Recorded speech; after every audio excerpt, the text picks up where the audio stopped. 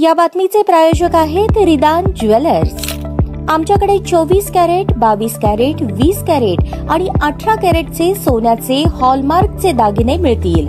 HUID number प्रमाणित दागिन्यांसाठी GST bill घेणे अनिवार्य। 100% रिसेल गॅरंटी। इतकेच नव्हे तर प्रत्येक 10 ग्रॅम सोने खरेदीवर 10 ग्रॅम चांदीचे नाणे 20 जुलै 2024 पर्यंत अगदी मोफत। ग्राहकांसाठी विशेष रिदान गोल्ड योजना। ग्राहकांनी सलग 11 हप्ते भरल्यावर 12वा हप्ता आम्ही भरणार। त्याची रक्कम 1000च्या पुढे कितीही। मजुरीवर 50% सूट देखील मिळेल। पत्ता रिदान jewellers, 133 new तिरेगाव, Chandni Chowk, forest, Solapur.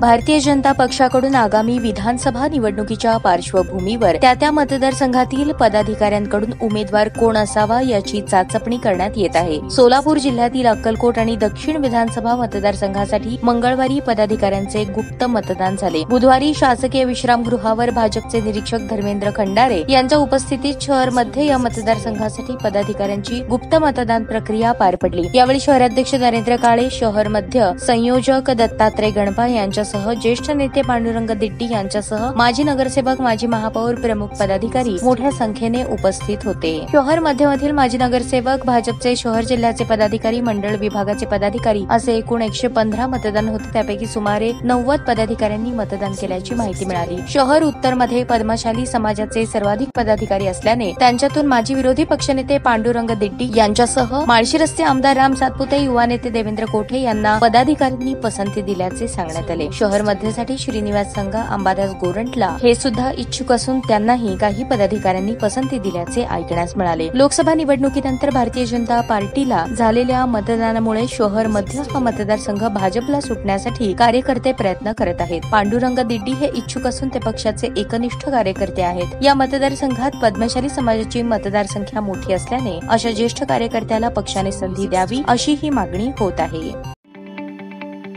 ताज्या बातम्या पाहण्यासाठी प्राईम महाराष्ट्र न्यूज चॅनलला सबस्क्राईब करा।